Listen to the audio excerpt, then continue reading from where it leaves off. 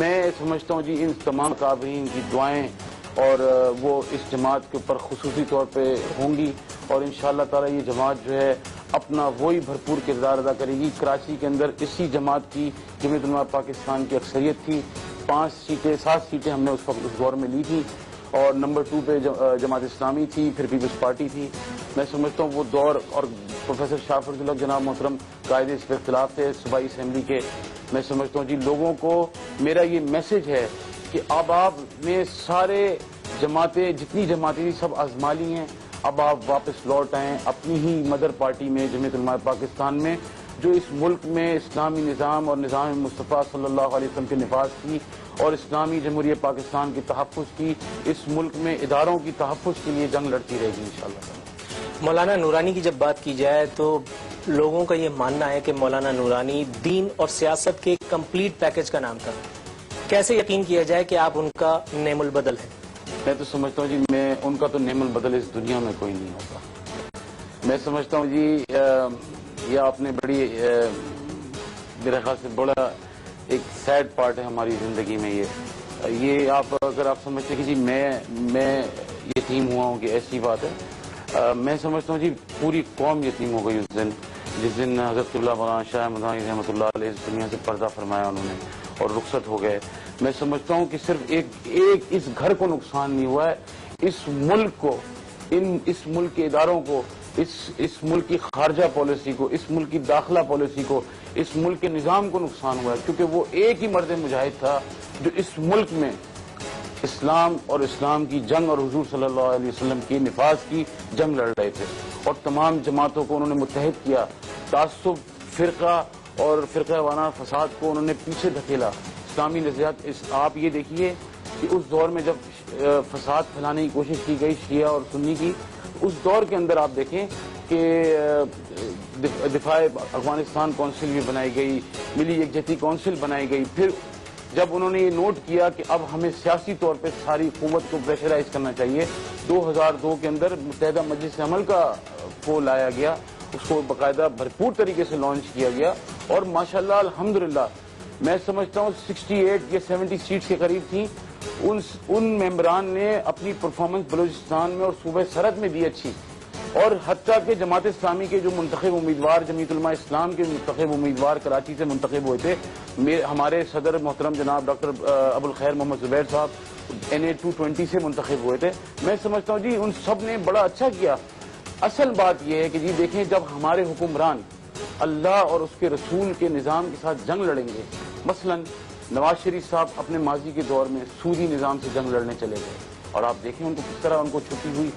سونے کے چمچے کے اندر وہ نوالا لیتے تھے اور لانڈی جیل میں بیٹھے ہوئے، لانڈی کے اندر بیٹھے ہوئے تھے۔ اسی طرح پرویز مشرف، اس نے 3 نومبر کے اقدام کیے، لال مسجد کے اوپر آپریشن کیا، جناب محترم اکبر بگٹی صاحب کو انہوں نے وہاں پہ شہادت ان کی ہوئی۔ اس کے علاوہ میں سمجھتا ہوں پرویز مشرف صاحب کے جو زوال ہوا، مجھے ان سے کوئی ذاتی اختلاف نہیں ہے، میں ملک کی سیاست کی بات کر رہا ہوں۔ میں سمجھتا ہوں انہوں نے حقوق نصفہ بل کے اوپر جو اپنے ریزرویشنز دیے، میں سمجھتا ہوں آج جو وہ ہاؤس اریسٹ ہیں، وہ اس اسلامی نظام کو انہوں نے جو دھکیلا اور ڈھونڈنے کی کوشش کری، یہ اللہ اور اس کے رسول کے قانون سے جنگ لڑنے کے لیے کرا، وہ اس وجہ سے آج جیل میں پیچھے بیہائنڈ دا بارز ہیں۔ And I think he should realize that what he has done for this nation۔ سر، دھڑے بندی کی سیاست نے جہاں سیاسی جماعتوں کو متاثر کیا، وہیں مذہبی جماعتیں بھی کسی نہ کسی طور اس سے متاثر ضرور ہوئی ہیں۔ JUP کا اس حوالے سے کیا حال ہے؟ میں سمجھتا ہوں جی کوئی ایسی جماعت اس پاکستان میں موجود نہیں جس کی دھڑے بندی نہ ہو۔ آپ پاکستان پیپلز پارٹی کو دیکھ لیں، دھڑے بندی اس میں موجود ہے، PMLN کو دیکھ لیں موجود ہے، PMLQ میں موجود ہے، مسلم لیگ میں موجود ہے۔ اس کے بعد آپ میرے خیال سے، میں اس میں کوئی قاصر نہیں ہوں کہنے سے کہ متحدہ قومی موومنٹ میں بھی لابنگ ہے، جمعیت علماء پاکستان میں بھی ہے۔ جمعیت علماء پاکستان کو تو میں سمجھتا ہوں جی ایک بہت ہی گہری سازش کے تحت ڈیزالو کیا گیا، ڈیمالش کیا گیا، ضیاء الحق کے دور سے اس کو ڈیمالش کیا گیا، اور جن لوگوں کو ہم نے منتخب کر کے جمعیت علماء پاکستان نے اسلام کے نام پہ ہم نے ووٹ لیا تھا، وہ انہوں نے اسلام کو چھوڑ دیا اور وہ اسلام آباد چلے گئے، ان کو ساتھ بھی ہمیں وہاں انکمپلیٹ ہمیں دھڑا بندی ہماری وہاں سے شروع ہوئی۔ اس کے علاوہ میں سمجھتا ہوں جی جو رہی صحیح کسر تھی، اس جماعت کو سب سے زیادہ نقصان PMLN نواز شریف صاحب کے دور میں ہوا گیا۔ میں سمجھتا ہوں آج بھی ہمارے 82 امیدوار ہیں صوبائی اسمبلی کے پنجاب کے اندر، ہم نے کینڈیڈیٹس اویلیبل ہیں. ہم یہ نہیں کہتے کہ سارے 82 ہمارے جیت جائیں گے، مگر ایک ووٹ بینک آپ کو سامنے آئے گا. 33 امیدوار ہیں نیشنل اسمبلی کے وہاں پہ، وہ بھی ایک اچھا رزلٹ لے کے آئیں گے. میں سمجھتا ہوں لابنگ اور اس سے ہوتی ہے، مگر اصل بات یہ جماعت کے اندر گروپنگ ہو، لابنگز ہوں یا ڈپارٹ ہو یا الگ علیحدگی ہو، نظریے کو اور پارٹی ڈسپلن کو برقرار رکھ کے اپنی جماعت کے اندر ایک جنگ لڑنی چاہیے اور اپنے آپ کو ایک منظم ڈسپلن کے تحت جماعت کے اندر ان لوگوں سے جن کی آپ کی مخالفت ہے ان سے اپنے آپ کو منوا کے اور اپنے آپ کو ایک پرفارم کر کے گروم کر کے سامنے لانا چاہیے. یہ اختتام میں سر بس یہ بتاتے چلیے کہ NA 249 کے ووٹرز سے شاہ محمد اویس نورانی صدیقی کی توقعات کیا ہیں؟ میری توقعات NA 249 سے صرف اتنی ہے، تمام میرے جو بھائی بزرگ، میری بہنیں اور میرے جو نوجوان ہیں وہاں پہ ہمارے، میں ان سے صرف اتنا درخواست کروں گا کہ اب آپ لوٹ آئیں اس جماعت میں جو آپ کی مدر پارٹی ہے. اس کراچی شہر کو، اس حلقے کی رونقیں، اس حلقے کی جو اندھیرے ہیں انشاءاللہ تعالیٰ اس سے آزاد کرائیں گے.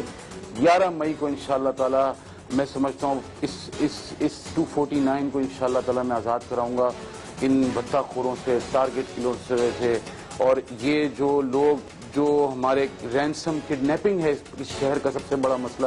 اس سے بھی انشاءاللہ تعالیٰ اس کو آزاد کریں گے. اور سب کو مل جل کر، یہ نہیں ہے کہ میں کوئی اکیلا آدمی وہاں پہ کچھ کر سکوں گا. میں سمجھتا ہوں تمام وہاں پہ جو برادریاں ہیں، کچی برادری ہے، ہمارے بھائی ہیں وہ بھی، اور جتنے بھی حضرات ہیں، بلوچ ہیں، سندھ ہیں، سارے حضرات کو مل کے ان کے ساتھ چل کے میں سمجھتا ہوں وہ ایسے نمائندوں کو منتخب کریں. میری 249 کی سیٹ ہے، میں تو کہتا ہوں پورے کراچی سے ایسے دیانتدار لوگوں کو منتخب کریں تاکہ اس کراچی کی رونقیں بحال ہوں. آپ اور ہم آزاد طریقے سے کراچی میں جا سکیں، آ سکیں، موو کر سکیں، نہ کہ ہمیں ایک خوف ہماری تلوار ہو. 11 مئی اللہ تعالیٰ نے اس قوم کو موقع دیا ہے، آزاد ہو اور خوف کی تلوار اپنے سر سے ہٹائے اور انشاءاللہ تعالیٰ اپنا ووٹ اچھے اور دینی لوگوں کو منتخب کریں انشاءاللہ. ٹھیک ناظرین، یہ تھے جناب شاہ محمد اویس نورانی صدیقی صاحب، حلقہ NA 249 سے جمعیت علماء پاکستان کے انتخابی امیدوار. اس حلقے سے انتخابی میدان کس کے ہاتھ رہے گا اس بارے میں کچھ بھی کہنا قبل از وقت ہوگا، لیکن یہاں وقت ہو چکا ہے ہمارے پروگرام کے اختتام کا. نور العارفین صدیقی کو اجازت دیجیے. فی امان اللہ.